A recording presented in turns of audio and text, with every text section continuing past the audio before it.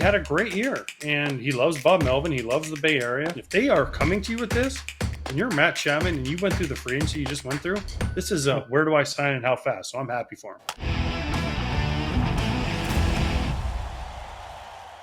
Did you expect to see that one when you woke up this morning? Matt Chapman signing with the San Francisco Giants, so he's not going to opt out of his deal. 6 years, $151 million on the extension. Full no trade, no opt-outs in the deal. This year he made 18 mil. So if you look at his whole free agent experience, essentially, and what he got from the time that he left Toronto, it's going to be a guaranteed 7 years, $169 million. Were you surprised to see that happen, AJ? No, he's having an awesome year. And this is, listen, Boris doesn't normally sign extensions, but for this one, it's hard to turn that down. 6 years, 151 on top of the 18. And this is what Boris envisioned with all these clients when he signed them to these 1 year deals and, with opt outs and all these other things. He envisioned some extensions coming through. And this is the big first one that's hit. Now, Snell's probably not going to sign one. Jordan Montgomery's definitely not going to sign one. But this is what he was hoping for. This is best case scenario for Scott Boras. Totally. And hopefully it's best case scenario for all three parties, Boras, Chapman, and the Giants. Mm-hmm. Giants are getting what I think they want to build this team as. The reason they build it the way they did in the offseason, they didn't get the offense that they wanted, and not getting Correa another year, not getting Judge another year. They're going for defense, and there's nobody better. So the Giants have had a bad year, right? This is not expectations for them. Remember at the beginning of the year, we were like, all right, the Dodgers are going to win the NL West. And then Arizona looks good again. San Diego looks good. San Francisco looks good. AJ, I think we had, as a group, we try and come up with a consensus. We think for our own, but we also, I think, probably agreed as a group that Arizona was second best looking heading into the year. And then San Francisco and San Diego, we had on somewhat equal ground. That has not been the case at all. The Padres have leaped significantly ahead of San Francisco. Does this help them get back on track next year? Because it's been 3 years in a row of crap after that one, what some people call anomaly year, where they took the NL West, the only year that a team has taken the NL West besides the Dodgers in over a decade. Because some fans, I would say many fans in San Francisco, don't want Farhan Zaidi there anymore running the ship. He's been there for a while, and they're like, cool, you're bringing the dude back that's already been here. I actually saw like a lot of vitriol on social media last night from Giants fans. I mean, I'm looking at Twitter, so people are generally angry, but your thoughts? Well, here's the thing. They didn't win with Matt Chapman. So Giants fans, we've talked about this multiple times. They want stars. And listen, Matt Chapman is not a star in the same extent as Aaron Judge, they tried to sign. Even Carlos Correa, he's a really, really good player. But 6 years, 151 is a heavy, heavy price. If you think about it, I mean, we're getting 28 million a year, something like that. Well over, not quite to 30, but 25 million. That's a lot of cash, right? To lay out for a guy that was there and you didn't win with him. Now the Giants did not win because he was there. They, Snell didn't perform at the beginning. A lot of their pitchers didn't perform. Hicks wasn't able to finish the year as a starter. Some of their young guys they called up didn't perform the way they thought. So, I mean, listen, Matt Chapman's had a great year, but I understand Giants fans because, again, he's not a transcendent star like Giants fans have been clamoring for the last few years. Giants fans need to channel their inner pirate, their inner just across the bay, athletic. Like, at least their team is spending on what is available to them. And if you're going to spend the money, to me, I don't hate it. You're not finding a superstar for $25 million a year. You're not in this next class, I see them in play for Soto next year because of the amount of money that they put out here. I don't think it is I think it's a add-on, and you need somebody. Let's say Chapman doesn't resign.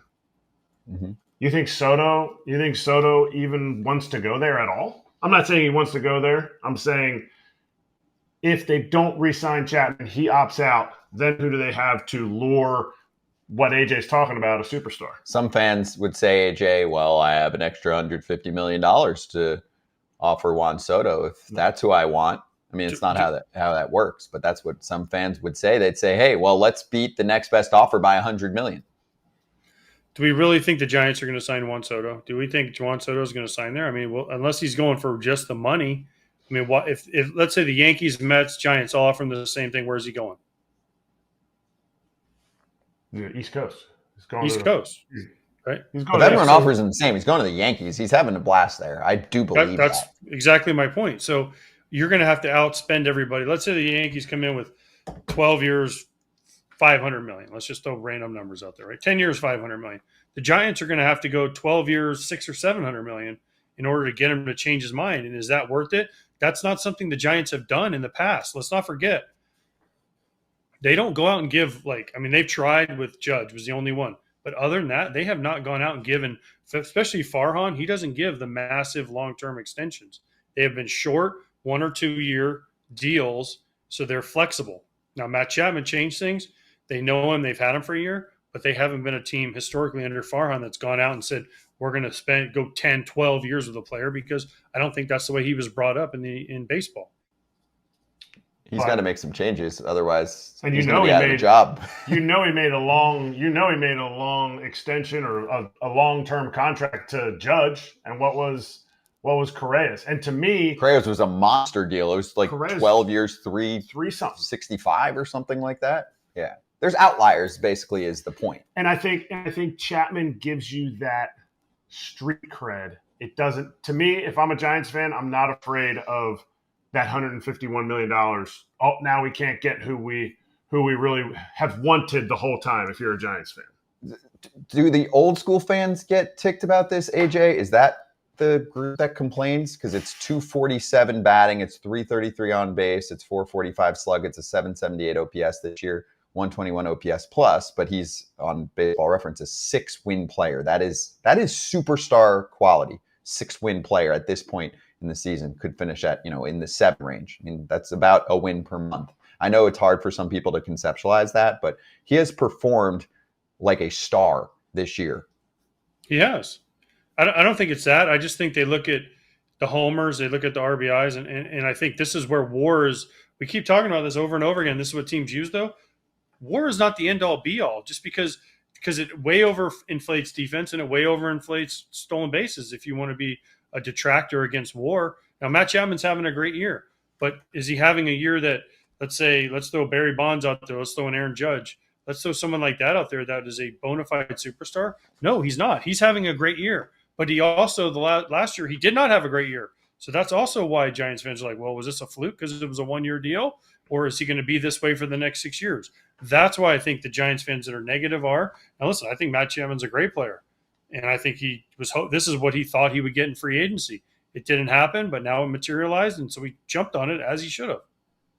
Is there any fear? Do you think there's any fear of the history of extensions that Boris has signed? Obviously, the one that sticks out is the Strasburg extension. He signed it, and then why was there because your player's different? Because what if Boris never signs an extension? Why does he all of a sudden sign one now? Because Matt Chapman calls and says, hey, dude, whatever happened. It's all good. We're working together. But if something good comes along, then we're going to sign it now. I'm not going to go to free agency and hope that maybe I get an extra 10 or 20. He wasn't going to get $200 million in the offseason. I don't think. And right? by the way, he loves it in the Bay Area. Let's not forget he loves it in the Bay Area. He pointed that out a few weeks ago. I like San Francisco as an organization better than Toronto. He essentially said that. This is a better spot for me. Yes. And because he said some things happened, and like he was very vague, yet to the point about Toronto. Now that he signed, maybe he'll talk about it more. But, the number I had for him last year that we were debating at the beginning of the offseason, I looked it up. You have yours still? I still have mine, but. Say yours. I had him at beginning of last offseason. No, I had him at 19 a year. But what was the total contract? I'll tell you the one I had. I had 95. Remember we were debating if he was a $100 million player in the offseason? I got destroyed. 6 years, 175. You can look it up. You can watch past shows. I got close. I mean, it's 169, but I got close. I was shocked last year, AJ, just based on what front offices value, like you said, I couldn't believe he didn't get that, but it had a lot to do with the market. It had a lot to do with that he had a bad year too. Let's not forget he didn't have a great year last year. He had one good month and then he didn't play very well. So I don't think it had to do with the market. I think it had to do with the fact he just didn't play very well.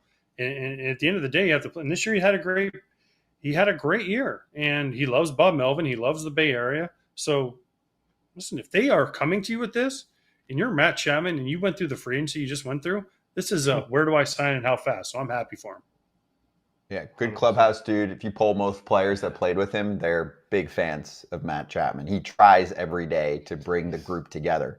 That's icing on the cake. I get it, but it matters when you're signing a guy up for a long-term deal like this. Okay, so then last layer, what does it mean for the free agent market? Alex Bregman probably checking this out, going, nice. Yippee-yay. And also, who else is there? So I was trying to do a little list of what teams could use a third baseman. Seattle, Toronto, potentially the Yankees, the Royals, the Nationals, the Astros if Bregman leaves, and I had San Francisco on there. That's a lot of teams. Now I started to look in the free agent market at who stands out besides Bregman. It's tough. I mean, if Gino Suarez doesn't get his option picked up by the Diamondbacks, maybe he hits free agency. I mean, he's been so good lately. I don't know if that happens.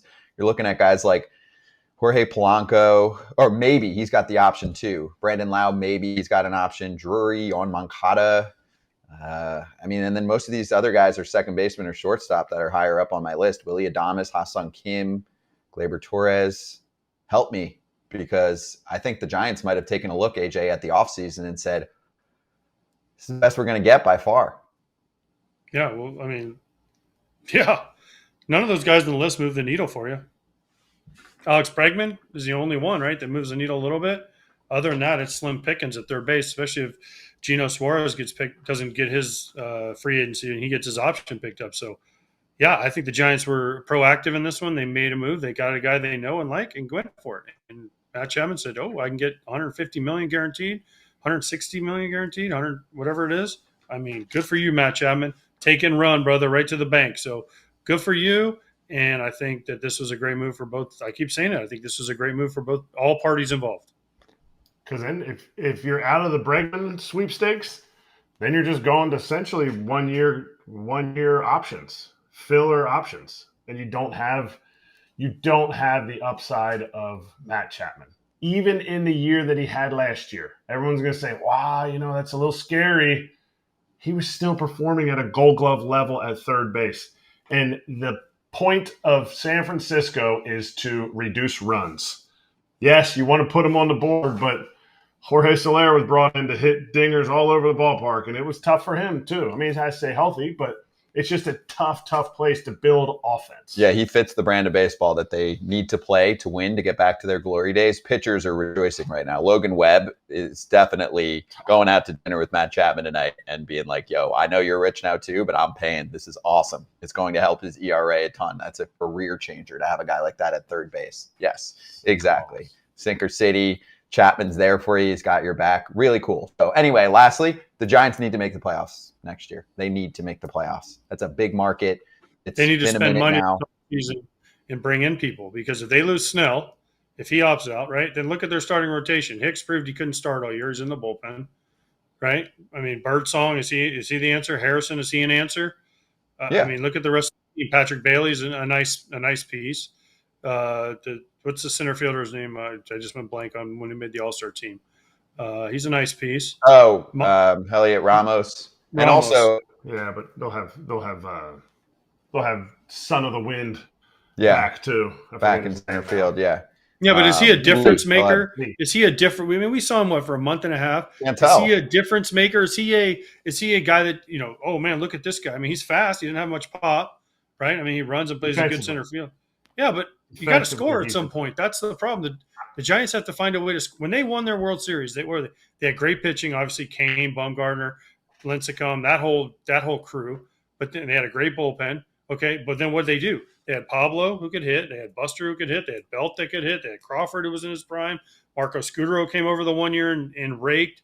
Right, so they had dudes that could still hit. Yes, I know they're built on pitching and defense, but you still got to be able to hit a little bit. And right now, that's the biggest question for the Giants is where's the offense going to come from even after you sign Matt Chapman? Defense is nice, but at some point, ask the Seattle Mariners. You got to hit at some point. Yeah, I'm much more concerned about that part. Logan Webb at the top. I don't know what Ray's situation is. Hopefully, though, he'll be good to go for next year. But yeah, it's the offense. You need big bats to supplement what's going on there and see what happens. All right. Tyler Fitzgerald is putting together some great rookie year. Good call. Great power. The summer gets super busy, and getting back on a good fall workout routine needs to be easy for me. With Anytime Fitness being available anytime, anywhere, they make it easy to work on getting stronger and more confident into my schedule. Kratz is spot on. It's got to be easy to make that routine happen, and that's why we love Anytime Fitness with access to 5,000 plus well-equipped gyms open 24/7, and this is not your average gym experience. They also provide personalized coaching support that provides members the best training, nutrition, and recovery guidance, which includes the Anytime Fitness app that generates personalized workout plans and tracks your daily progress. Get after it, FT fam. To claim your free Anytime Fitness trial pass, visit anytimefitness.com and get yours today. We'll also drop that link in the description of this episode. Check out more info and claim that free trial pass at anytimefitness.com. Hey, everybody.